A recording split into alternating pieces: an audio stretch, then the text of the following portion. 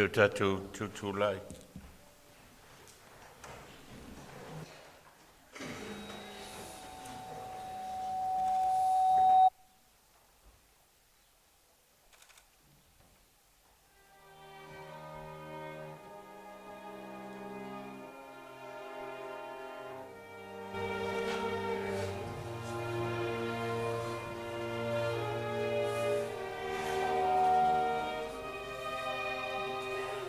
O le mea tino foi o le tua o le whawawau lea.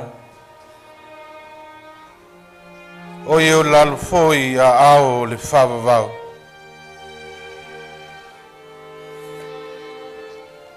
Amu ia e whanua noa. A wai whamawhan whanaina i lātou.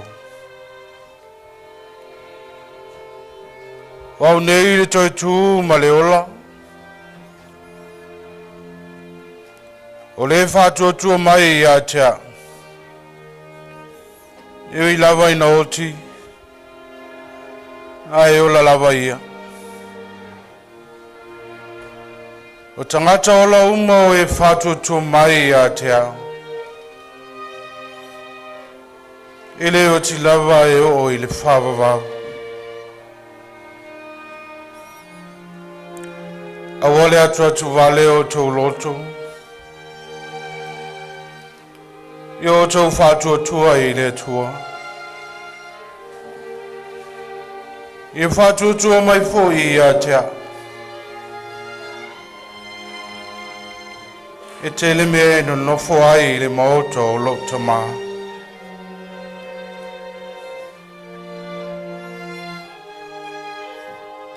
E le mawhaia i le oti. Po le ola. Po angelu, po ali, po e malulos, po mea i nei ono po mea atali, po le mawalunga po le loloto, po se tasi mea na whaia, e le mawhaia ia mea o na whātea e seina, mai tātou i le lofo le tua. O lo ia Kiriso Iesu lo tātou wali.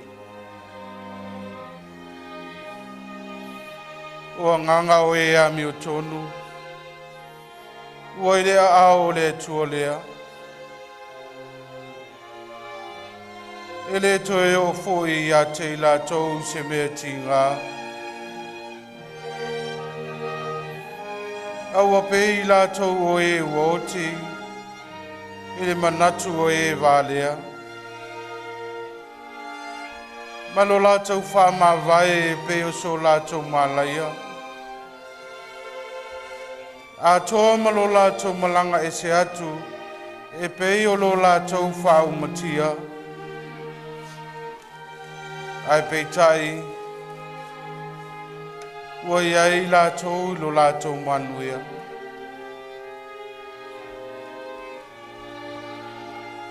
Ie whaftaia le tua le Tamā lo tātou wali o Iesu Keriso. O le na whanau whauina i tātou o no lona alofa tele. Ina ia iu i le whamoe moe uola. I le toitu mai o Iesu Keriso na ie wot. Ia iu i le tofi e le pala. E le aise le anga o iai. A wai le aise o tātou e ola mo i lava. E le o tifo i se tasi mo i lava. A wā whai tātou te ola. Tātou te ola mo le li. Pea whai e oti mo le li. O le nei. Pe ola pe oti i tātou. O tātou lava. O le li i tātou. O le mea lava lea o mani wai Keriso. Wa woto i tū mai ai. Maua soifua ai. Ina ia whaia o ia mali i e uoti a toa mai e ola.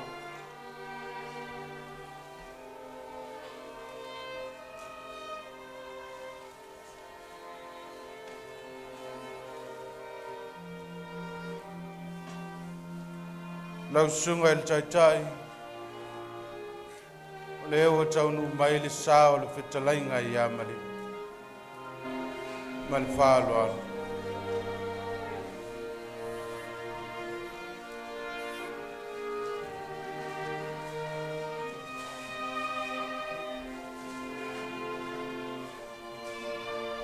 Ten.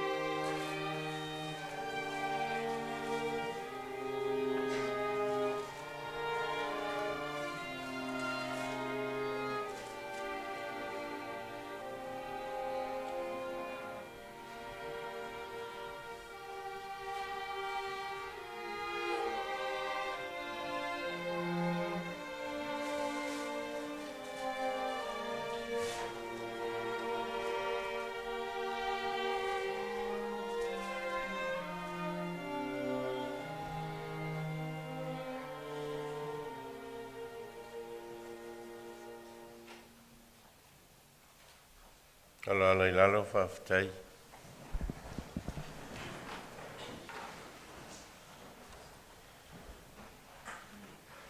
Suafa Iesu Keriso le ao le kalesia e Vailaau leo e whai masui sunga i whawhenga inga nei mātou te whatalo whatua i le paia malu malu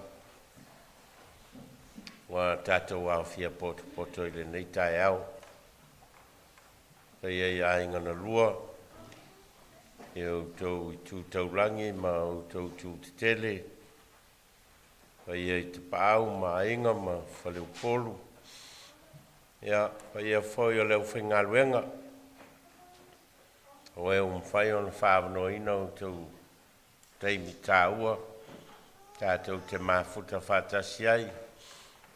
Ma se i o tātou foi le vinga mal fane tanga i le tua no lo na lo fa malon fa maun ono lana me lo fa le ola ma le tangata na ia faia ma foi na mai to tono le ainga ma tono le e kalesia tono ma ftanga fa matua ma fa na ya le o toe a bia le tua fa manava fe au mananga venga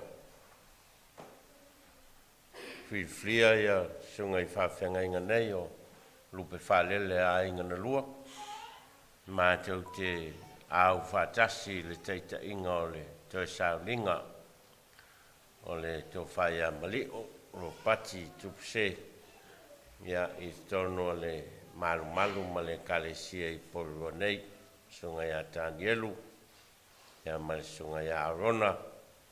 Ia lea ua mā tau Sauni e teita ia toi Sauniga.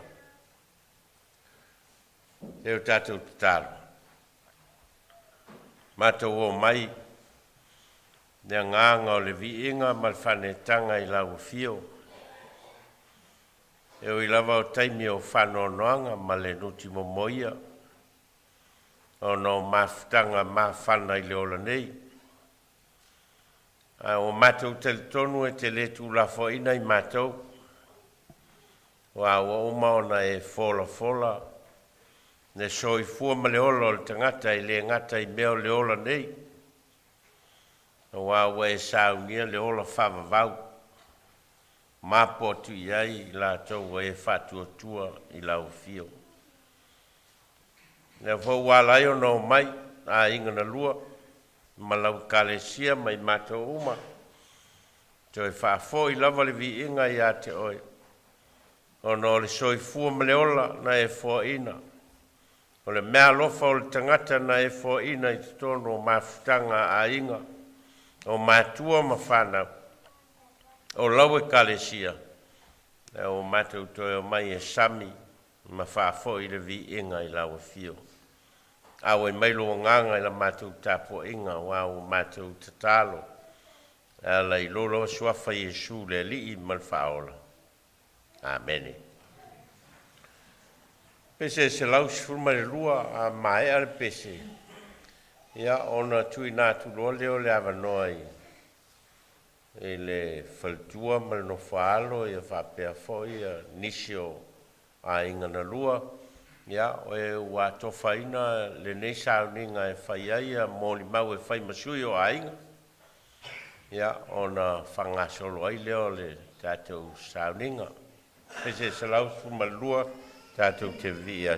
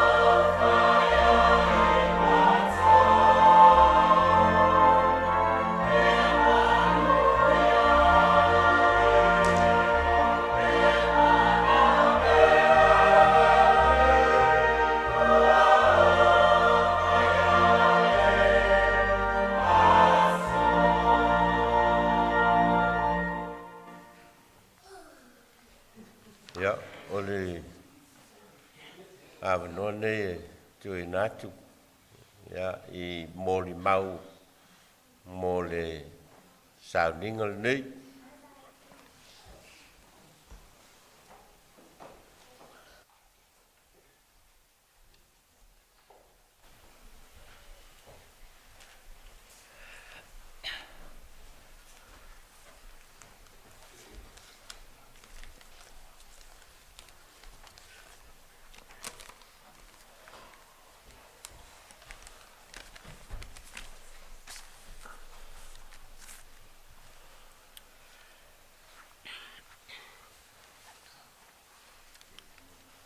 whaasanga e o matai maunga. E o mai ei lo ufisosoani. O lo ufisosoani mai a Iova lea. Whapelo ai ma whaatalo whaatu le pa ia mal mamalu o mwhai on whaatasi mai. E moli mauina le toi Sauniga o sia umana mea ia malio, Ropati, Tupuse, Futi. I le susu sunga i whapea ngainga mao lātou whatua. Sunga ia wao mao lātou whatua. Sunga tia kono mao lātou whatua. Le pa ia i ainga ai maise wo mae masani. Talofa, talofa, talofa lava.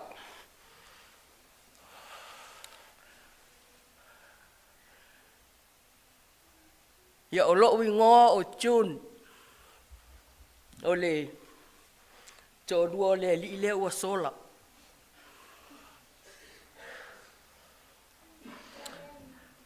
Le au whaia se mo le mau pu e tu sai mal mafutanga ma malio. O malio o lona ingoa matai. A Ropati o lona ingoa tau le lea. O lona ingoa atoa o malio, Ropati, Tupuse, Futi. Na soifua mai malio le tausanga e afe iwa sa lau ona suma tolu. Ia se te mai le aso 15. Ai wha amana waina le atua na whi au maana ngā luenga.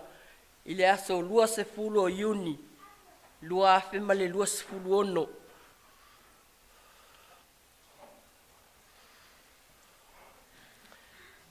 E tolu se fulu ma le ono tausanga o le mamafutanga ma se o toa lua.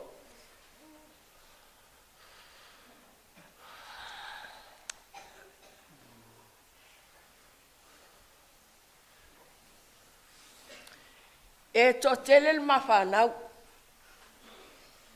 E le to tasi e le to lua e le to tele. Ai ua tai tasi mau atu. O na tuua e leo e la tau na o le. Tasi lua tolu wha. Na o teine uma. A o le aso talatua na nafi. Na whamanu e ina ele a inga nei. Ua lewa na pisa se whanau se la tuangane. A le aso lea. Na tuina mai e le tua se tuangane sili lo na matango fiemba au le lei. Pei on tau sila mai e i. Amen.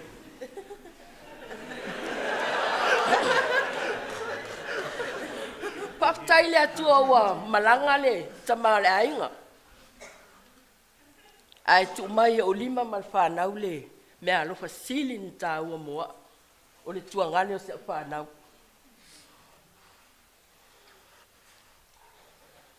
Fifia le loto ma le anganga. Na ngona fifia mal papai le atua. O mea alofa le o maua. Ua tolu sifur mal tolu an tau sanga.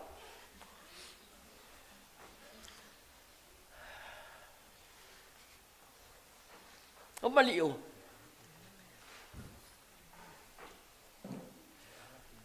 O se au na lei mal fa maoni. Loto alofa. E pele ya te iona a inga. E mai se lava on tua whawhine. O se tangata e le ngau ia. O se tangata e file mu. Ia e sea ona. Va ai nisi po ila tau po ie. Ele o sila fia ina ia mali o Ropati. O se tangata po ie ele leilo na si ufonga le pese. Io taleni mai o waru ma avian taleni. A ole mama ftanga ma maliu. Ia se fa amtala sintal pupu.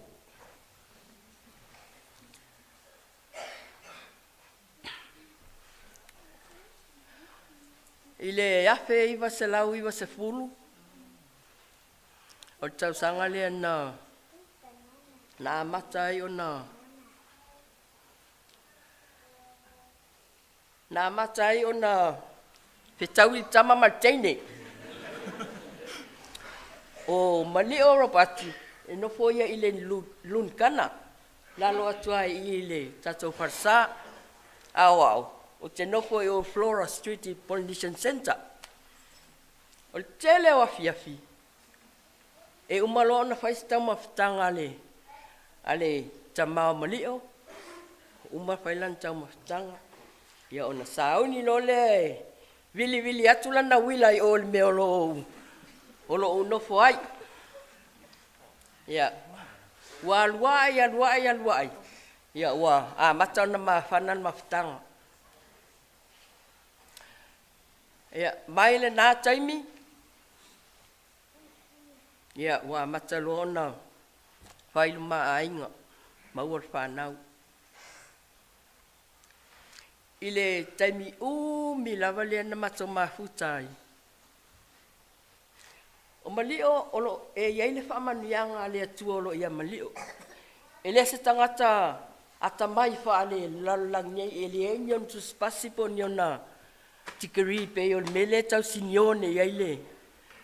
Al tikeri olo nofo mamlio. O lona mawhauwhau a sili lo na lofa. E whaata ua e ia o le alofa. I le lima la lei, paua le o le upusa au titilo la tusi le lima. O le love. L-O-V-E. Love. Na o whaaminga ina le o le upu le o lo ilona lima. O se tangata e tumu le alofa. E le whailonga ina e mali o ni tangata. O whanau uma o na uso monto whawhine. Uma o manta sasa mali. O iai le o no lea. Ele o le sasa o le ita. Ele o le sasa o se situ. Le sasa ina ia popoto. Ata mamai.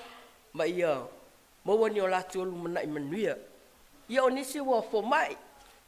O nisi ua kamuta. O nisi ua whaimoli. O nisi ua tele ia. Whaamanuianga le atua mo i lātou. Ona o le ngā luenga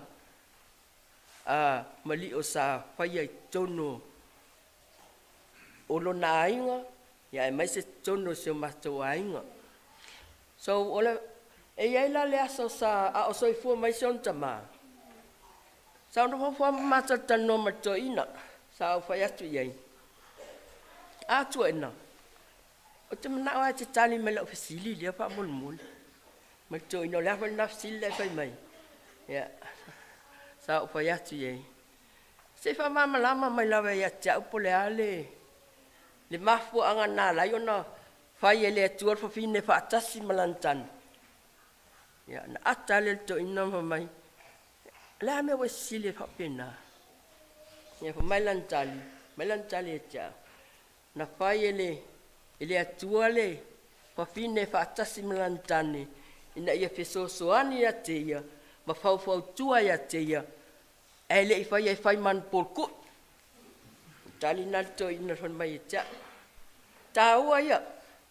Tāua ia i loto tali le Toeaina.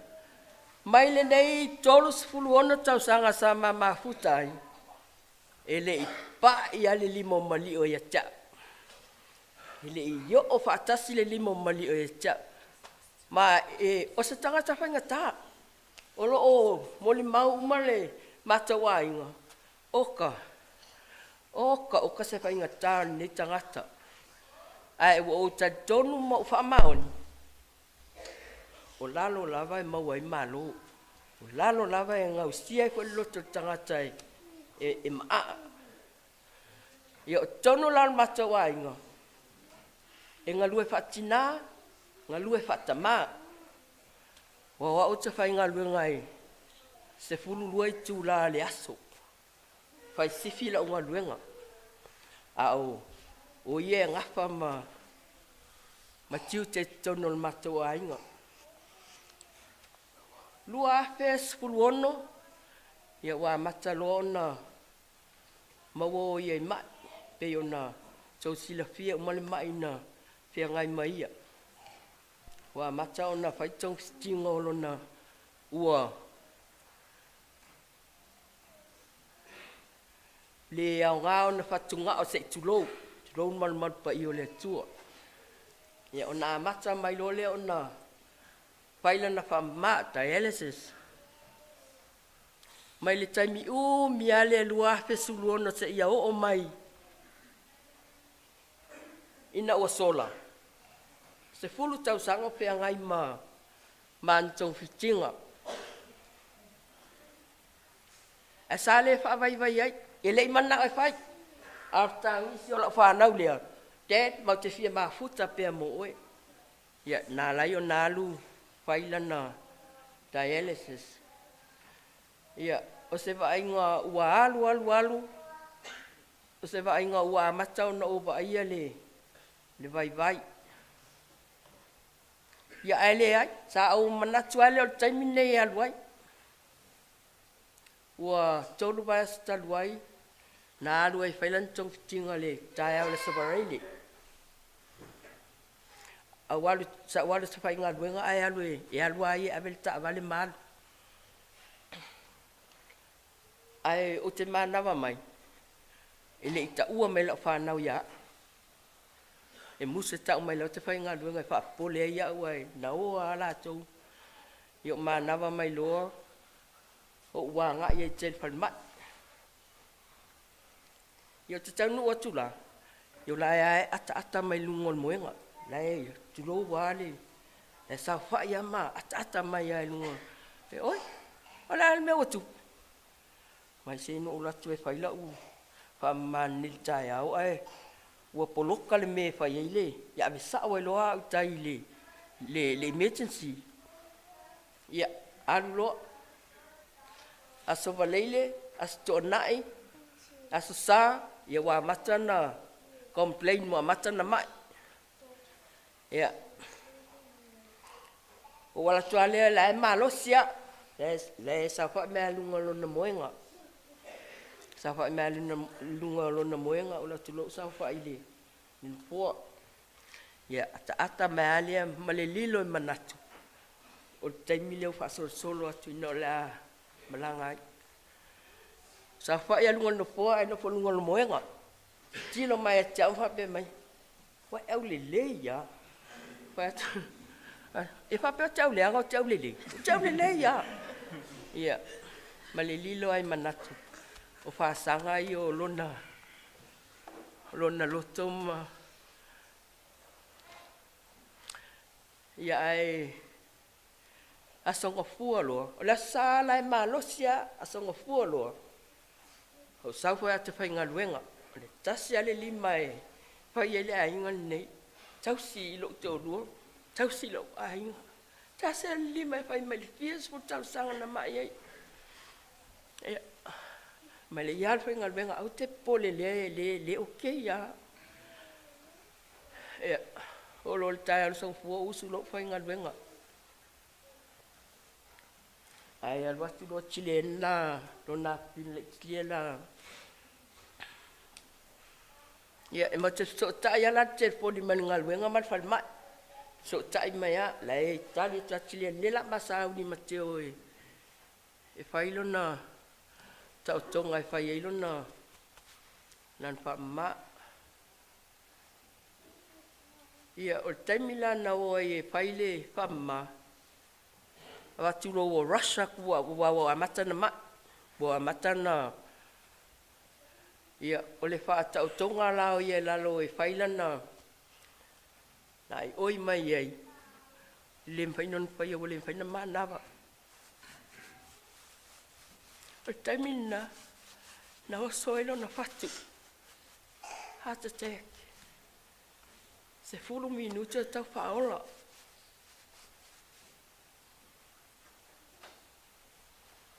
Ia na toi te i mai lava. Matu i nā tulo i e tono le ICU e peon tau silfia. No puanga o lo i ei tangata tinga inam. Io le watu i nā nao ia lua wa yaso. Mamalanga tua i loa ia whaato whāma i ia mātou.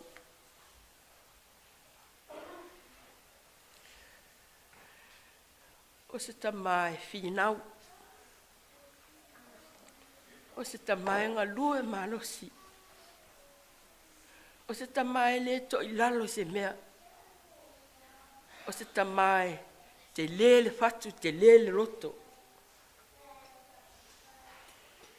Sa ia whaasoa mai a tia. O lo o langa ato. Na umala la wa o ngai le tai o wa dunga se. A Tamā a inga le fatu a inga lo nofu mai ia. Oka. Ai lo ngai mpaia nisi si to tele o to na paia nga luenga sa. O le va o le sam o le sosuani tina o Tamā.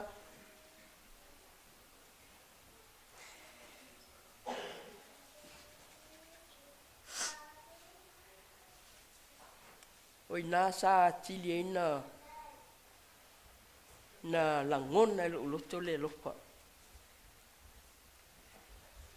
Masa manga lulu e fatasi ina ia pausia se mea lelei. Ele ngata ilo na ainga a o lofo i ainga. O se tangata e faalo alo tele. Iava.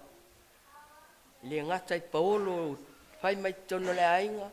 A si sili lo na ava faalo alo i on tua fafine. Ia e masi o na uso matua. Faangalo ngata. Ele fai ngofi. Sa ia lui ina chilen. Ia over ai i se mea au ngā ma se mea. Le lei mo oe a tele ia ese atu malalolangi nei. Ia e pangalia. Wale tau lau ur wha moi moi. Ia au te pole. Ta lia lava o mai ta whanau. Ele toa ese whanua. Oi lava la talata mai le ai ele toa ese whanua. Tau tino te te osi o tō lua. Ia ole au tausi mal wha maoni si a ta whanau. Ia tini lau ur wha moi moi na em nao e a tilen. Ia le whalongolongo le mai tilen. Loa le tilen le mea na em nao iai. E sauni ia suenga e tolu a tilen molo na. Tolu suenga sauni. Pa ia lol wha unga. Ia wale tau nuu wa tuu e lea o ngā suenga ai. Pia ngai malon Tamā se i umale. Toi sauninga se on Tamā. Ia ta tonu lo loto. Whamanianga mai mātua e lem whai on se. A si sili whamanianga mai lea tua. Ia ua matua misia lava oe mali o tono tatou ainga. Te lei lope whawhiana o whaangalo. Te lei lope whawhiana.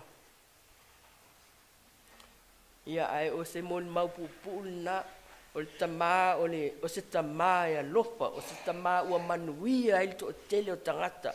O se Tamā ua manuia ilo na ainga, manuia ilo o ainga. Ia whaftai au ngā ruenga lei.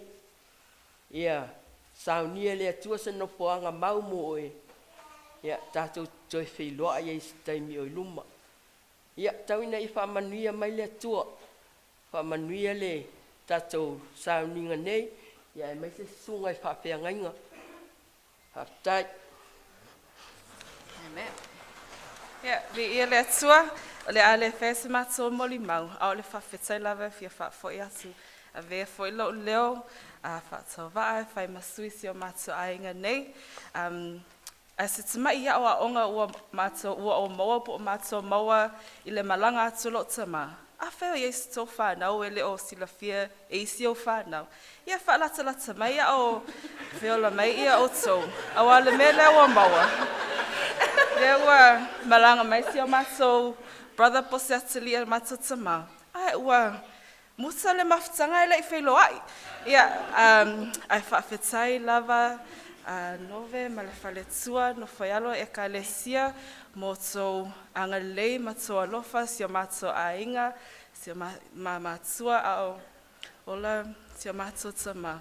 O le anganga lava whawhetai O le viinga lava whafo i le atua, i le isi me whainga tai, le tangata pe a le whaatasima le atua, amen? Amen. Ia, whaftai fo isi a matua ainga ngā lua.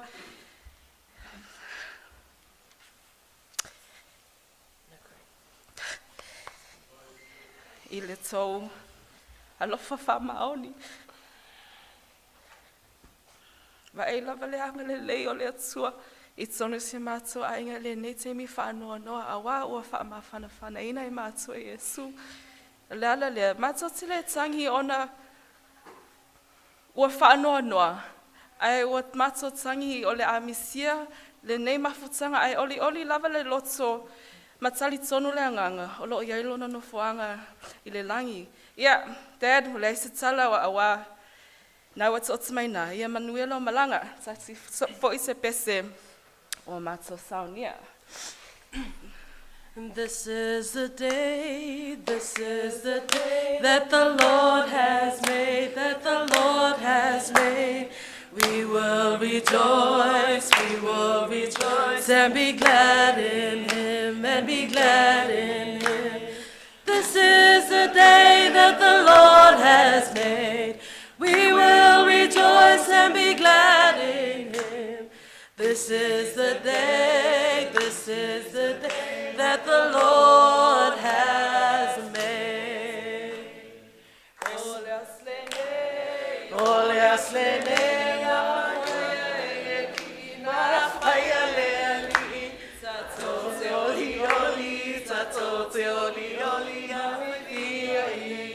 mafia fia iai. Ole aslene,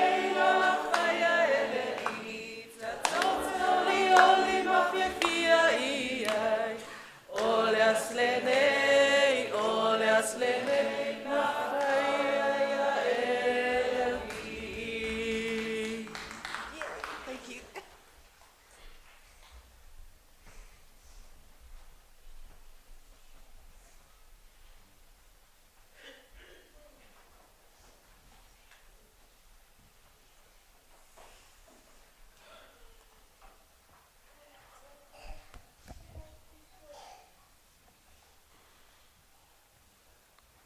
Wa le so tātou e ola mo ia lava.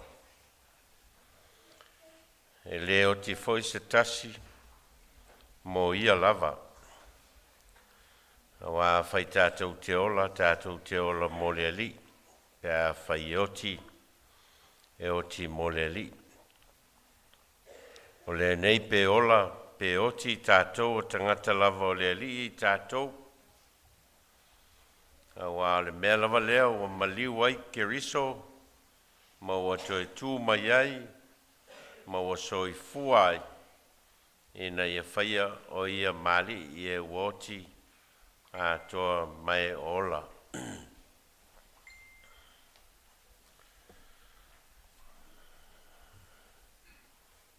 O le ainga e tupu mai ai mali o stasi leo a inga I le Tamā Toeaina sa avea ma a inga e mate asiasi ai na o tau a matalanga luenga I tono porua nei ono stasi leo Tamā matua sa avea ma Tamā e asiasi ai le whaiwhi au. Ia ma stasi la leo a inga e sa whaingo fiena I loa le whaiwhi au le tō tele o le whanau Toeaina. Tō tele Tamā, tō tele foi teine. Ia mau tele lava ina taape atu ia nisio I lātou mai New Zealand nei, manga e atu Australia. A tia e o lātou ainga ma tautua I le tua I aulotu mai Kalesia. A le si la vaenga leo lena no fo pei nei la veila ma Ropati. Ia mal to lua ma le whanau. O se urunga li e fia I le whalesa ma le lotu.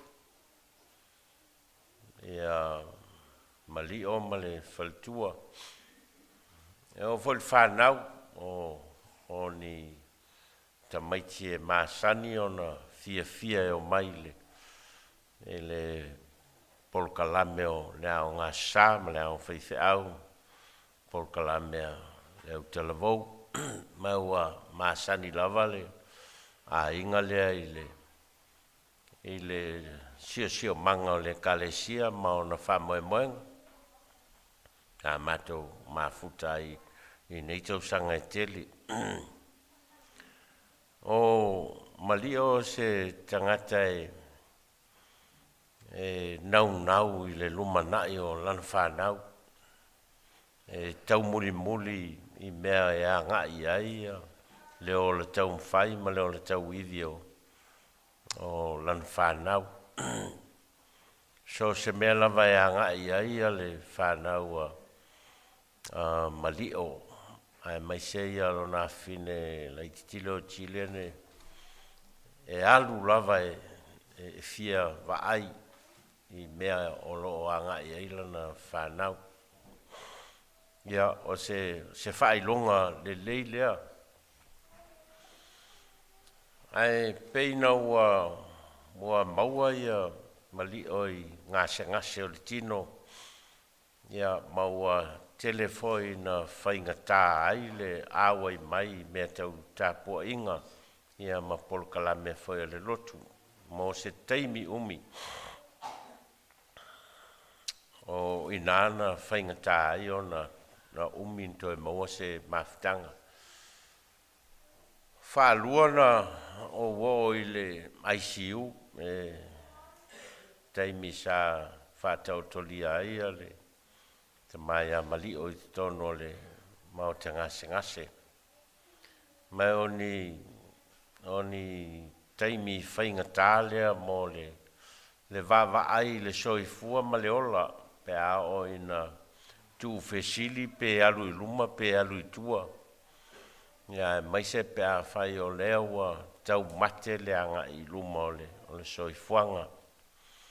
Ai whaftai le rofa maleanga le lei o le atua i le tele o taimi sa whaatau toli ai ia mali o i tono ai o ngase ia maasiasi atu ma wheiloa ia ma toe foa i le atua le ola ma le malosi ia ma toe taliu mai foi ia matou mafuta pea i tono o le kalesia ma mea tau tāpua inga. A inga lea la vea i le tele o a inga Pasifika e a ngai mai tono New Zealand nei o le nau ina ia maua se lumanai manuia o mea nei o a inga. Maua ia le ungali ilea mali o malfaltua mal no falo. E nau ia saili se lumanai le leo a inga inu ese. Mai tau mawhai lava o a taimi e mawhai o na maua e sa ili ai ia ni ngā ruenga e ati ai a inga tau totongi ai a mō kesi ia matau ati ai a inga mawhanau. Fo ringa mai o le ngaso longa leo teleo a inga Pasifika ma inga Samoa e o mai i New Zealand nei. Lua lava mea tā ua i le tangata Samoa i nu ese mua o lona a inga ma le ati a ina o le lumanai o le a inga lona rua o lana tāpua inga. A o ina white nai mea ia e lua. Wha mua la le a inga. Wha mua le whanau, wha mua le lumanai, mai o le whainga masani le a tātou i nu ese. I rau tau tonunga o se wha mua o tāra whea ngai rona teimi. O ai te tau aona e se mea wha mua. Ma te tau whaona e se mea a ngai ai, a le vaai, ina ia mua o na wha mautu, ia o na whito a se e ai lea. A o lea inga lea i le whanau, a mai se ia i le whanau teine o ni whanau ua masani mea whai le au rotu nei. Ola mai ala ua i tono le sio manga o le au rotu le au ngā sā, le au whaiwhi au, mawhitanga au talavou, o ia ua masani ei la ua. Mai on tangata whoi e le tau whātonua i mea whai le au rotu. E loa ai, o le nganga o mātua o lo tau muli muli pea i whanau, e nei e tupu maola i le atua malona fina ngalo. Mai moli e whawhitai tele lava i Malio, ma le whaltua ono mea lofa le atua o foi nātu mo i la ua, e ala i whanau, ma a inga, o uso ma tua whawhine, malona tu tau mwhai pē muli muli, ia nganga o mātua, o e na muai o mai nei atu nuo no le sa i linga o manuia o a inga, ia ua vava ai lava male nganga whawhitai le atua. O e foi o lo soifua pea, ma o lo whaaua uina pea le nganga o mātua. E o lava i le ofo i nātu o lato tangata mo le atua malona finangalo, ma le tala le lei o nganga i o mātua mai fōlinga o le a inga foi lea o Toeaina malana whanau ia o tangata e tau muli muli le nganga lea o le ofo i nātu o le soifua ma le ola mo le atua ma lona finangalo. Vea ilo leo e whai masui o le urotu ma le kalesia ia moli le whawhtei tele i lautua whamalio ma le whaltua ia ma le whanau ala ese o lautou tautua i le atua e ala i le urotu ma le kalesia i e whakasai polua nei ia velo leo e whai masui o le urotu ma le kalesia moli le whawhtei tele o lautou sao i tono le atia e ina o le aulotu ma le kalesia o le tātou ngaru e ai mo le atua malona finangalo o alo ma whanau e awai tono le atia e ina o le ngaruenga le atua ia mātou whawheitele mo le teita inga o mawhai ona e teita ia ai lo wa inga ia ma le tō rua ma le whanau ia tātou te ngārulu e ai mo le atua ma lona finangalo. Ia o awhoi ni mea wale o i ai le tau mawhainga le au lotu ma le kalesia le tātou no nofo i le whiau ma le ngāruenga le atua. Ia mātou whamaluru at. Haro mātou talitonunga ia o mea o tātou whaia mo le atua ma lona finangalo ma lana ngāruenga. Ia vea ia e whai matauranga i le atua. Whamanuia le tua i lau malanga, ia maual whamawhanawhanaina o le tina ma le whanau. Ia mātou whaau pēr le whiau ma le ngāruenga le tua i tono le urotu ma le kalesia, ia whai mavi inga i le tua.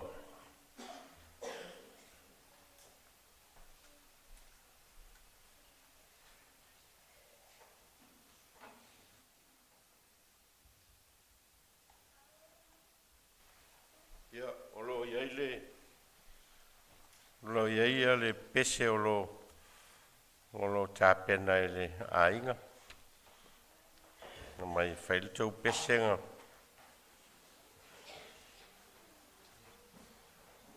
So i le maltalo.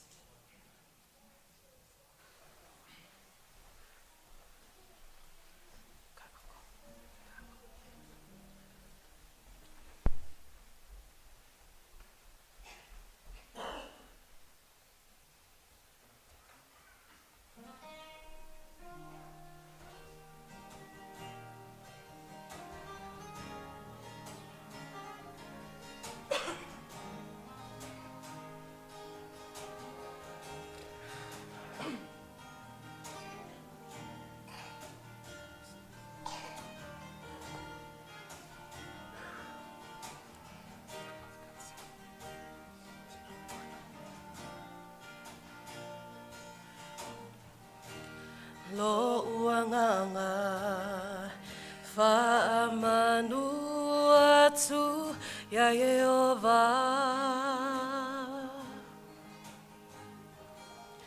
O mea uma fo'i o I totonu ia te au ia whaamanu atu.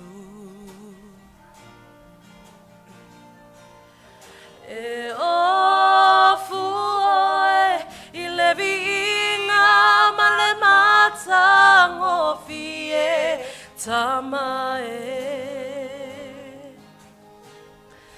e paia o e Yehova.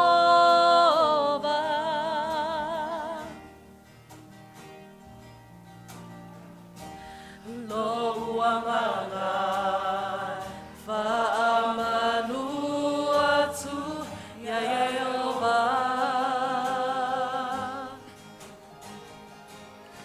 O mea uma fo'i o I totonu ia te au ia whaamanu atu. E ofu oe I levi inga ma le mata ngofi e Tamā e paia o e Yehova. Ia whai pesenga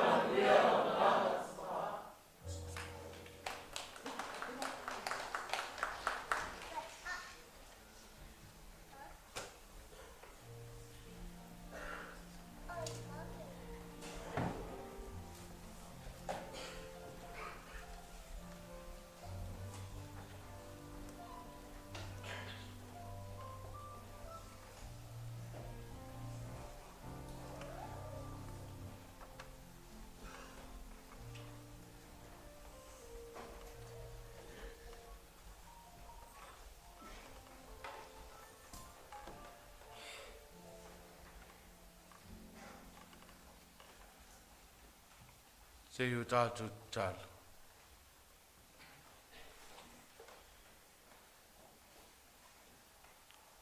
Le tua whawāwe lo mātou Tamā o i langi. Le tua e pa ia mamamalu lau pio. O le tua e ole mana ma le vi inga o malawa. O le pongai lo mātou ola ma le malos. O le pule au ao mea uma o le fuafuanga e o lava i le soifua ma le ola o le tangata.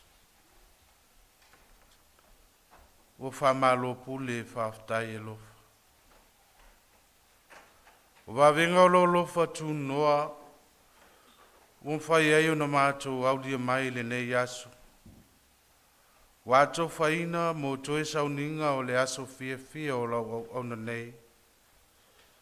O le uso. O le Tamā. Mātou te whaftai ai la o fio ma le loto whamā o lalo ma le loto atoa. A waolo lava poto atoa toa ma lo walofa muti muti wali. Wa e whai uina ai mo lau au auna wa whamā vai nei. Le malanga o le nei o langa. E tumu i ti ngā ma whaalawi lawi. Waftai o nol malio Yesu Kiriso lo walo pele.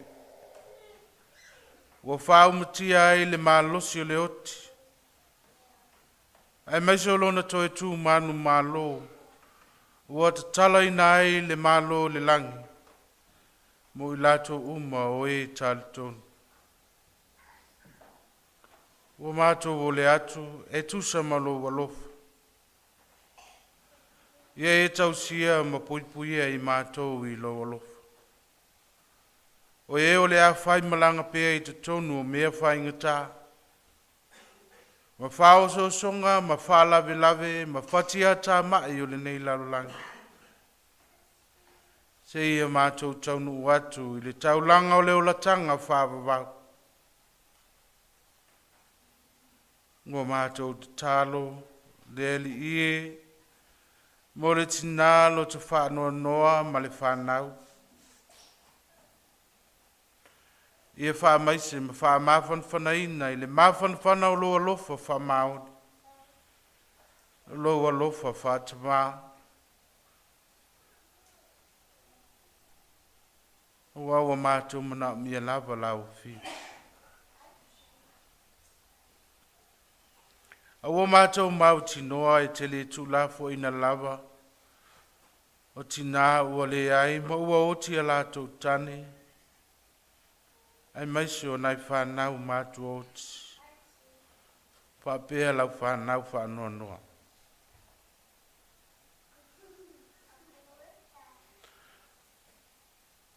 Fua ai mailo mātou malus. Mātou te whengai ei pēa ma mea whainga tā malu tau o le ola tā tonu. Ai mai se e te tō iwhai o mātou loto o le alofa. Ia ma whai o na ofo atu le fisosoane i le ua maa whatia. Ma fia maua le fisosoane. Fua ai mai lo file mu. Na ia mātou langona ina, le loto maua lalo ma le anga malu, e malo lo ai o mātou wanganga mawhatia.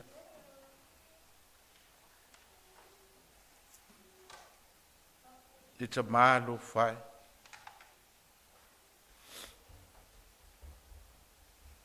Wa e mua i whetalai ma o mai e ona e whetalai mai ia te mātou. E te letu la fo ina lava la whanau.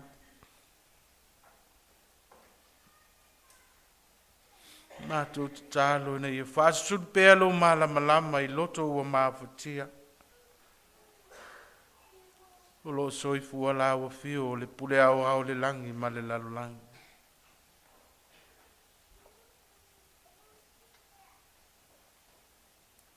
Ia pēlo wanga le lei. Au mātou whengai ai, ma le tinoti o le uso. I ai lo file mu ia I mātou Ma whama I te lo nganga pa ia I o mātou loto manganga. I o mātou mana tua pēr la o fio. O wa awanga le lei.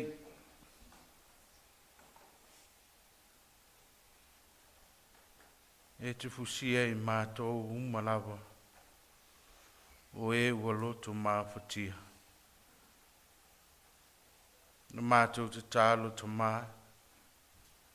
O mātou se maanga sala Na lofa leli I e ma whamangalo mai I mātou e tusa malo walofa. E tusa malo lava lofa muti vale. I le suafa ma malo Yesu lo mātou li I man whaola. O mātou ole me Vailaau o Toeaina. Amen. Amen.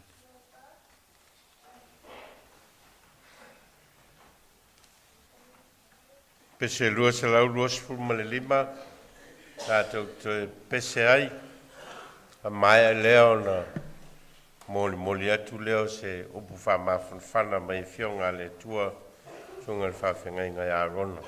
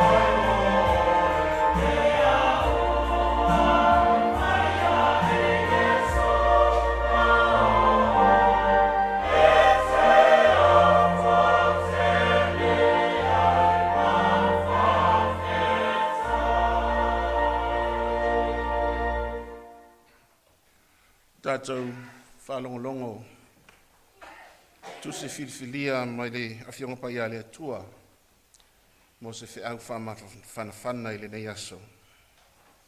Whaitawina i le ngangana Samoa, whapea fo i mai ngangana whaperetania. Mātai o luas fumalilua, whaitawina mai le whaupai luas fumalilua, whangata mai le tolus fumalilua. Whafonga maia, a fionga pa ia alo tātou ali. O le aso ua o mai ai a te ia sa tukaio. O e tā ofi e le ai se toi tū. Wa lātou whisili mai a te ia, o whapea mai.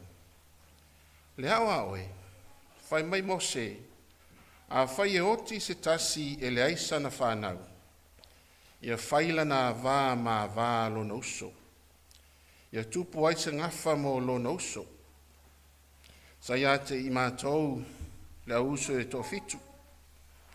Na whai a vā le ulu matua, o oti fo i o ia, e le aisa na whanau. O lea ua tu ina tuaila na vā mā lo na uso. Na whapea fo i lo na lua, ma lo na tolu, o lava i le tō fitu. Ai muli ai oti fo i le whawhine, o le nei, a o atu i le toitu, o ai so la tau o le tō fitu e whai mana a vā le whawhine, a wā na whai a vā uma i ai. O na tali atua i leo Iesu o whape atu i ate i la tau, o au tau se lava, ina o au tau le iloa upu o tusi, ma le mana o le atua. A wā a o i le toi tū la tau te le whai a vā, pe no futane. Ai la tau te pei o a ngelu a le atua o i le langi. A o le toi tutu mai, a o le toi tutu mai o e woti. Tau te le i whai tau ai ea le a fionga le atua, ia te o tau o whapea mai. O a unei o le atua o apera amo, o le atua fo'i o Isaako, o le atua fo'i o Iakopo. O le atua, e lesi atua ia o e uoti, a o e ola. Matthew chapter 22. Let us hear the word of the Lord taken from verse 22 to 32. When they heard this, they were amazed. So they left him and went away. That same day, the Sadducees who say, there is no resurrection, came to him with a question. Teacher, they said, Moses told us that if a man dies without having children, his brother must carry the widow and raise up offspring for him. Now there were 7 brothers among them. The first one married and died. Since he had no children, he left his wife to his brother. The same thing happened to the second and third brother, right on down to the 7th. Finally, the woman died. Now then, at the resurrection, whose wife will she be of the 7? Since all of them were married to her. Jesus replied, you are in error because you don't know the scriptures or the power of God. At the resurrection, people will neither marry nor be given in marriage. They will be like the angels in heaven. But about the resurrection of the dead, have you not heard what God said to you? I am the God of Abraham, the God of Isaac, and the God of Jacob. He is not the God of the dead, but of the living. Pamanuele tua tātou, pālongo i ana whiongo pa ia. O te moe whatalofa, i pa ia wā whia. Sunga le taitai la sunga le pa ina Nove. Whapele ma malu le ka le sia i ona mulia uma whalupe. Poto i toi Sauniga le uso. Talo fo il tato ainga na lua, ai mese o wo o feilo ai. Pafta yatu lau sunga to ina mo le avanoa, tu la iai mo se upu whaama whanawhana. Good morning, my name is Arona. To sing I am a PIC minister from Otara, Auckland. I'm grateful for the opportunity to preach this morning. Sermon will be preached in Samoan, then in English. Launga swafo Yesu. Amen. Matayo luas fulmale lua le luas fulmale tolu. Ole foi upu fama mafaina ole launga. Ole foi upu tolus fulmale lua o te faitawina. O a unei, ole atua o Aperamo. Ole atua foi o Isaako. Ole atua foi o Jakopo. Ole atua ele se atua ia o e uoti. A o e ola. Te mana o ia te o e ia e ta ofi le laina ta ua lava le nei ole foi upu whaama wafaina o le launga. Ole atua ele se atua ia o e uoti. A o e ola. Ole atua ele se atua ia o e uoti. A o e ola. Manatu atua le launga. E moni e iai le langi. E moni e iai le ola e whaavavau. E moni e iai le langi. E moni e iai le ola e whaavavau. O le tātou tusi filifilia o le launga. Wo mai sa tukai o ia Yesu. O nisi o taitai o le lotu iutaia. E le talitonu e iai se toi tū. Ua mai ma le ata e whaamatala ai le lātou mau. Wa lātou whaungale tū a iutaia fo ilea o lo tū sia i whengenga tuai. A ma liu le tane a se whawhine a le maua so na atalii. O na avanene o lo na uso e no nofo ma le whawhine. O le wha moe ia maua se suli e wha wau le ngō le uso o maliu. Ai o le hata sa tukaio, o le tasi, o le lua uso, au o uma iai le toa fitu. O mali liu uma foi, muli ane, ma liu le fafine. O Vailaau i lātou nei, e ana le avai le langi. O le lātou fesili lea, o fesili ai a Yesu. O le fesili e wi ngā. O le mai lei e whaaluma ai le li. Awa e lo lātou manatu, e le aise mea whape nā, e mawhai o na tupu. Ai whaafafonga i le tali a Yesu. Wa ia whetala i atu, wa outou se lava. Awa a ho o ile toi tū, la tau te le whaia vā pe nofutane, ai la tau te pei o a ngelu o le tua o le langi. O na whapea atu lea o le lii, a o le toi tu mai o e woti, o lo tu sia le tu spaia a fionga tu leia le tua. Whai mai, o a unei o le tua o apera amo, o le tua foi o Isaako, o le atua foi o Jakopo, o le atua e lese atua ia o e woti, a o e ola. Le ale winga o le atali a Yesu. O le wha mautino ina Yesu o le wha moe ola o le au kerisiano. E oti le tino a e ola pea le nganga wha tasi ma le atua e wha vavau. E oti le tino a e ola pea le nganga whaatasi ma le atua e whawawau.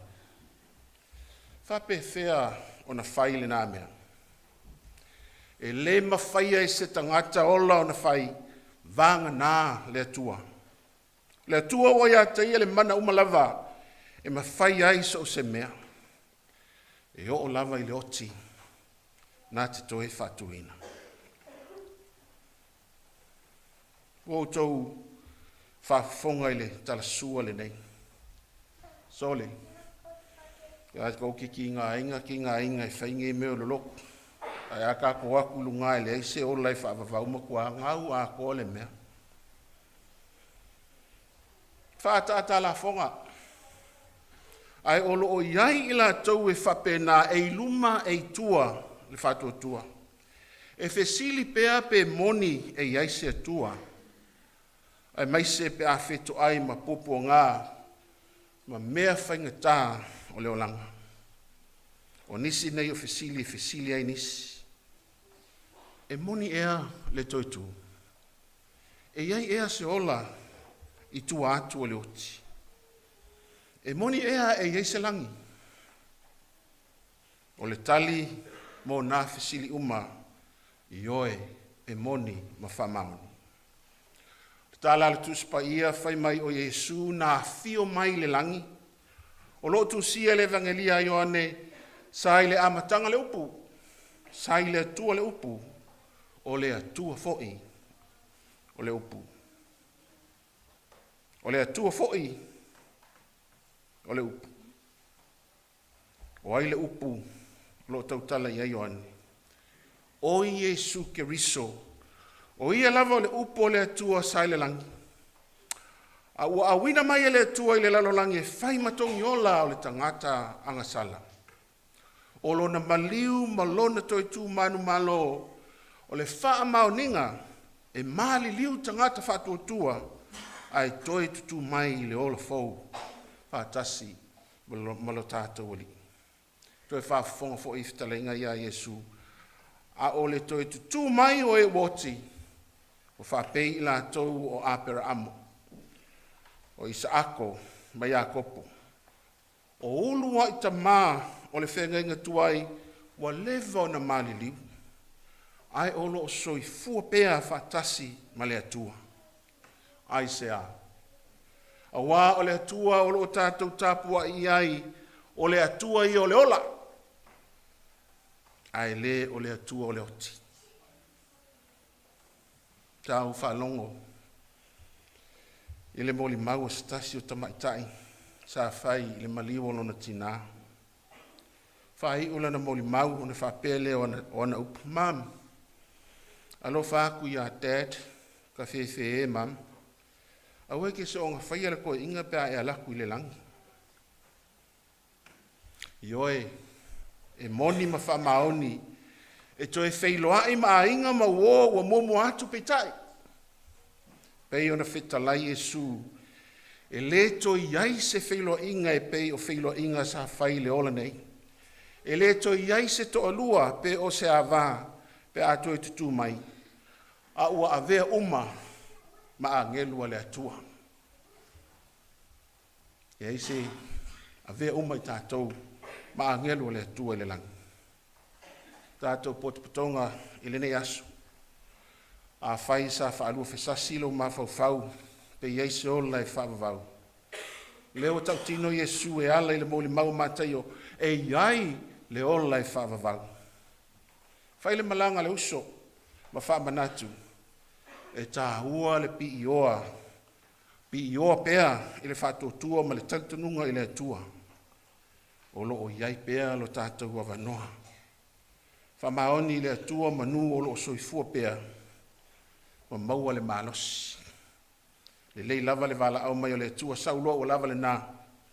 A lo ele au a ao. O lo la ei pea. O la ei tau wha le whatuatua. Sermon is based on the passage read from the Gospel according to St. Matthew chapter 22, verses 23 to 32, with the theme, there is heaven and there is eternity. The key verse for the message is verse 32, which reads, I am the God of Abraham, the God of Isaac, and the God of Jacob. He is not the God of the dead, but of the living.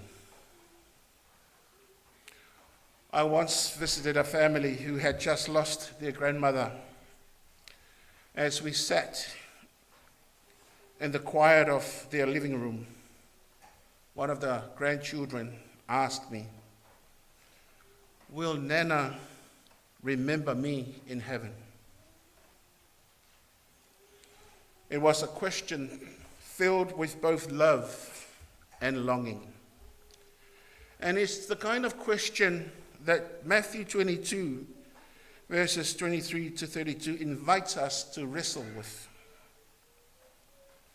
In this passage, the Sadducees, a Jewish religious and political group, tried to trap Jesus with a complicated question about marriage in the afterlife.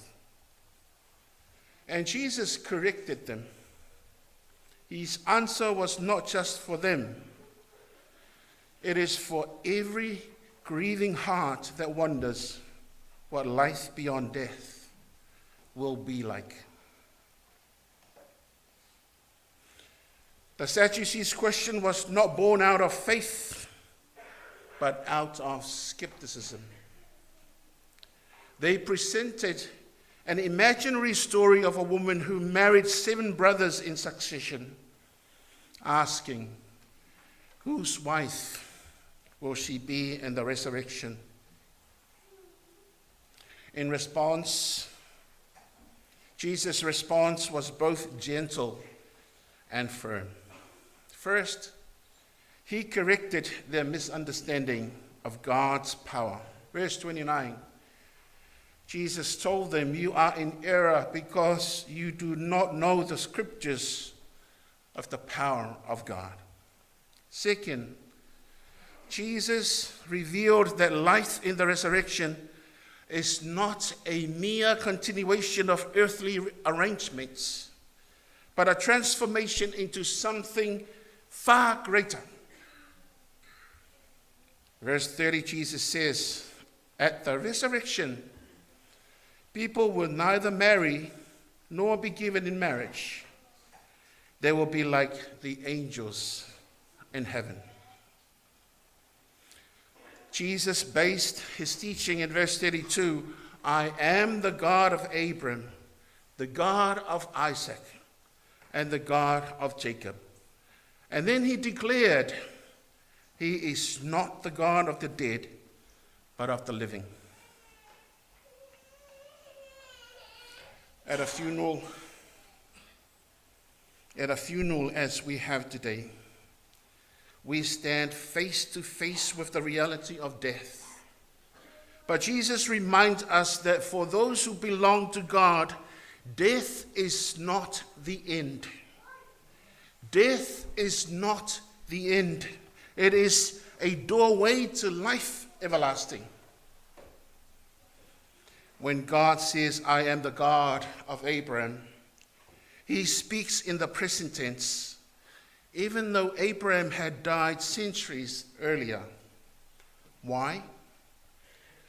Because Abraham is alive to God, Isaac is alive to God, Jacob is alive to God, and our loved ones who have died, though absent from the body, they are alive to God. The same goes with Vailaau Ropati.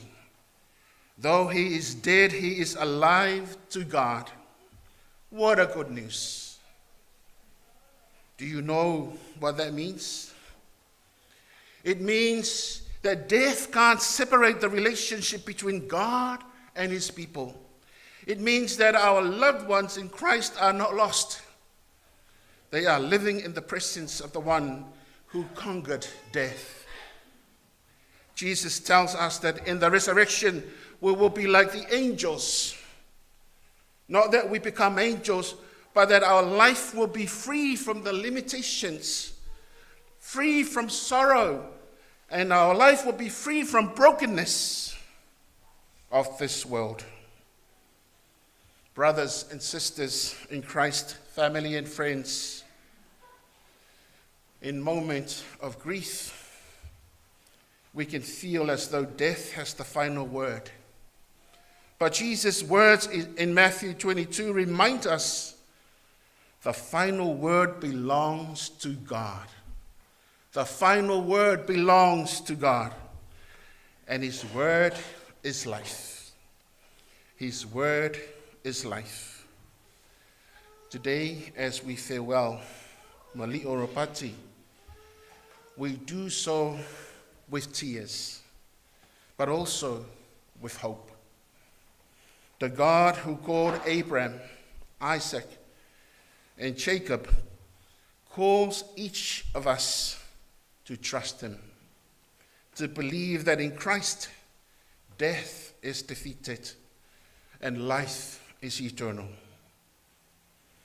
Our grief is real, but so is our hope. Heaven is real, eternity is real, and because Jesus lives, death will never have the final word. June malfanau, lotus tele. Sanga fa maisele ngangole li ia toto. May God continue to comfort you with the peace that surpasses all understanding. Rest in peace, my brother, Ropati. To God be the glory. Amen.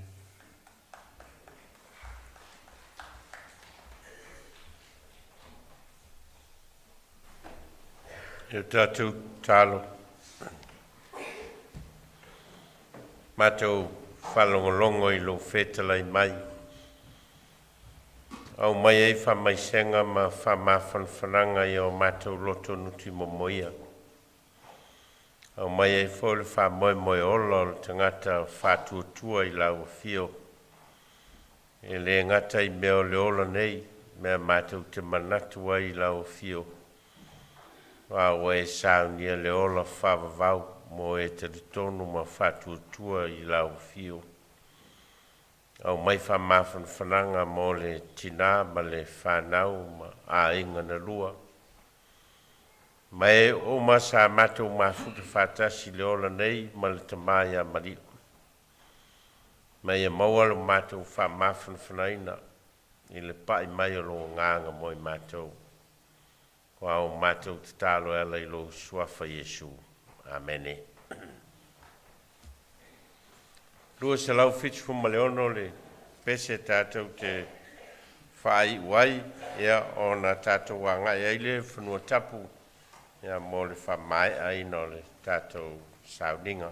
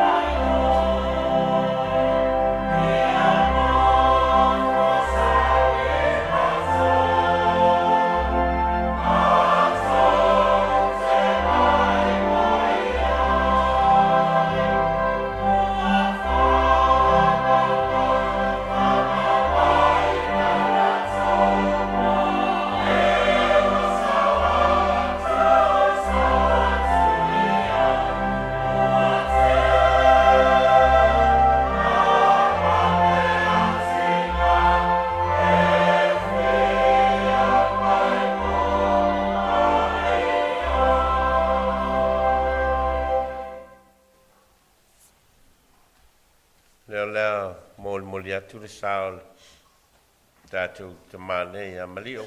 Ia tātou angai o I whanua tapu o le a whaiu I nā tātou Sauniga.